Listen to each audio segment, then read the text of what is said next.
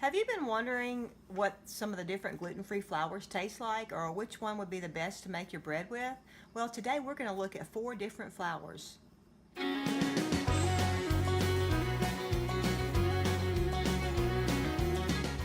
Well, good morning. I'm trying out something today. I've ordered me a bunch of different gluten-free flours. I have sorghum, rice flour, buckwheat, and brown rice flour.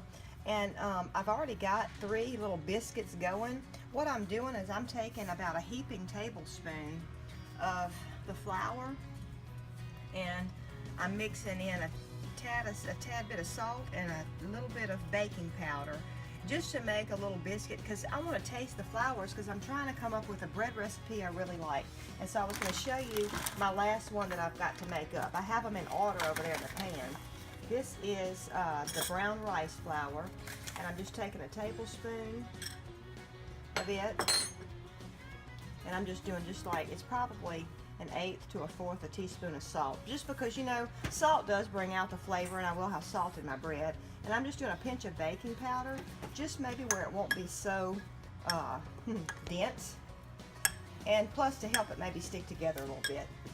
It won't change the taste of the flour. And I've noticed different flour, of course, takes a different amount of liquid.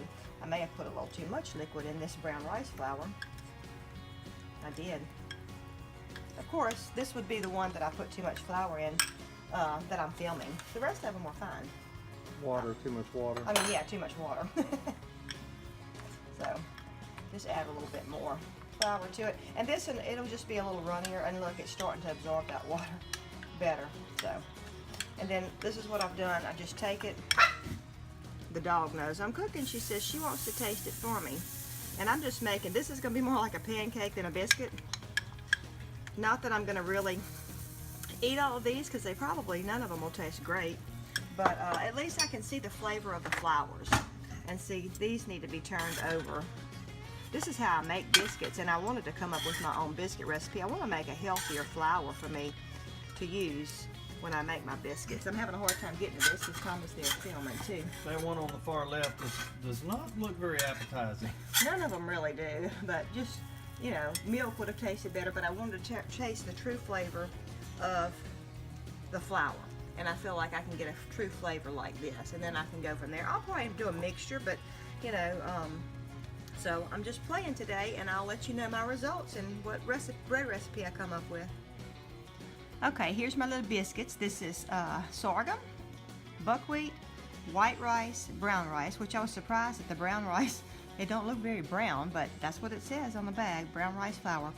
Anyway, this one, when I turned it over, look, it just split right in half.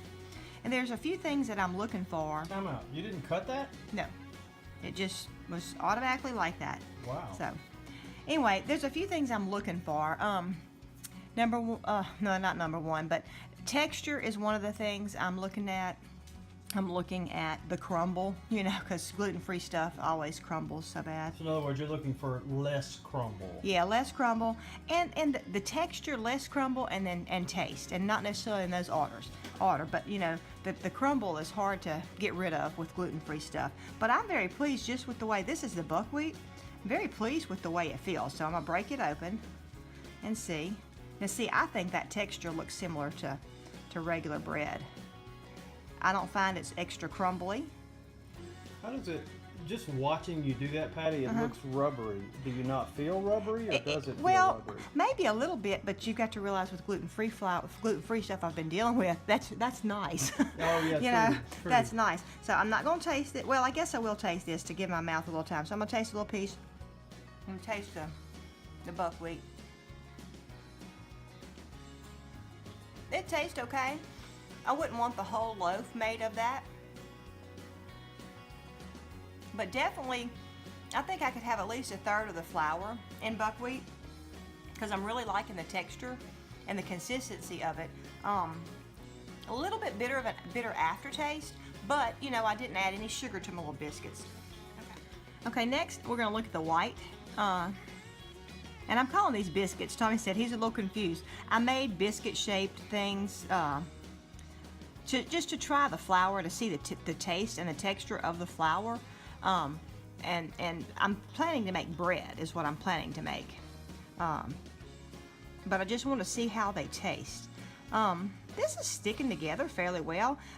Where it was sitting on the plate, it's kind of soggy, you know, like it's sweated or something. The top is kind of hard, which they're cold now. I let them get cold before I tasted them. The texture is okay. I think the texture of the buckwheat's better. I went ahead and went over to the rice. I rinsed my mouth out with water because the buckwheat was strong, and so, you know, I want to be able to taste the milder tasting flours, and I think the white rice is going to be the more milder tasting one. So the crumb factor is okay with this. It's not super crumbly, and it's sticking together. So, okay, now for the taste test.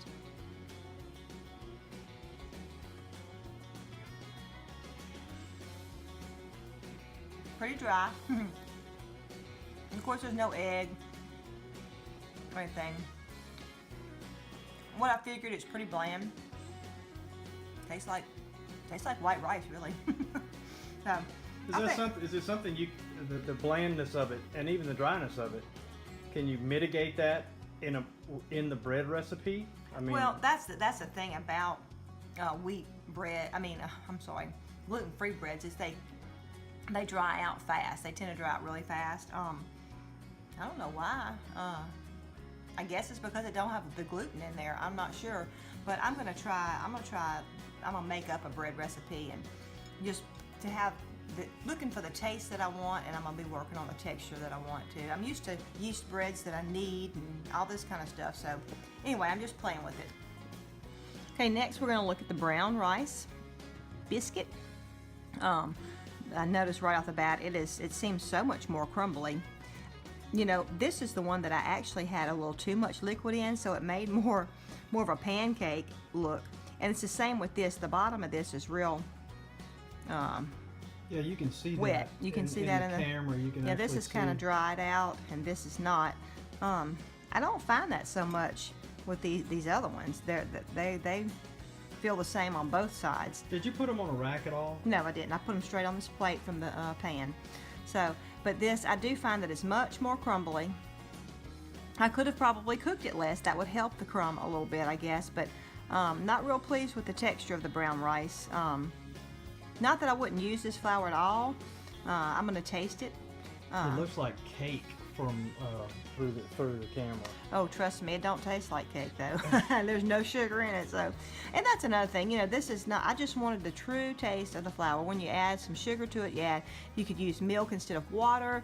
You could use a little sugar or honey in your bread. It does help the taste of stuff, but I just, you know, I've never worked with these flours before now, and so I really wanted to get a true taste for the flour and the texture and the crumb, you know, because that makes a difference in the bread. Okay, now I'm gonna taste the brown. Okay, it's for the brown rice. Ooh.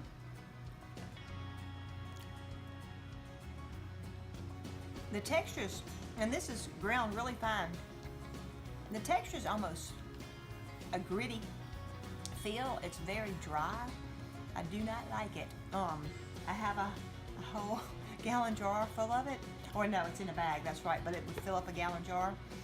And I guess I could put a little bit in bread, but I'm not very pleased with the brown at all. The taste is fine, but the texture is not good. And plus, it was the real crumbly one too. So I think I'll steer away from the brown rice.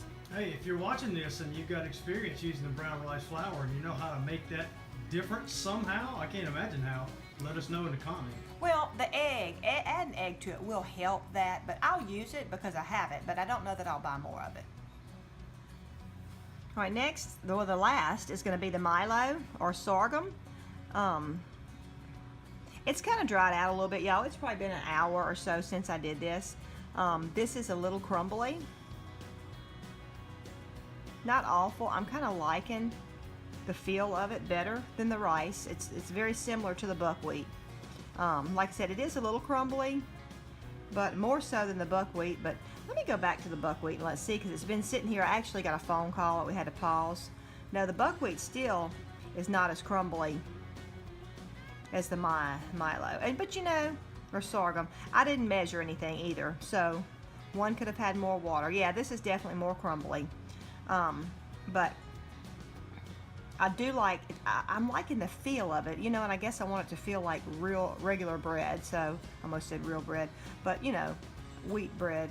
But I think I definitely love it. I gotta taste it before I say I'm definitely gonna try it. But yeah, this is more crumbly, but we can work with that too, I think, if the taste is good.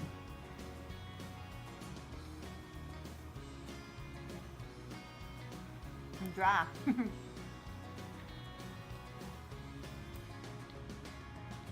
The feel in my mouth is fine. It has a mild taste. I'm getting a bit more, the bitter aftertaste. I was expecting it to be a little on the sweet side because, you know, there's a sorghum grain that you can make syrup out of, but that's not sweet at all. I like the flavor. It has a pretty bad bitter aftertaste, worse than the buckwheat. I was hoping that wasn't gonna be so. I'll taste another piece of buckwheat. Buckwheat still is not as dry as the rest of it.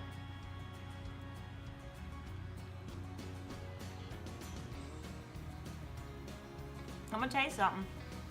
Buckwheat is my favorite taste of all of them. I would like it to be toned down a little bit because it is a strong taste. But after having the sorghum, the sorghum and the buckwheat flour mixed together would be good because the sorghum doesn't have a strong taste. It's just got that bitter aftertaste. I'm hoping I can tone that down with some honey. I don't want a sweet bread, but you know, all my bread recipes have a little bit of sugar or honey in them. Maybe a little white rice flour.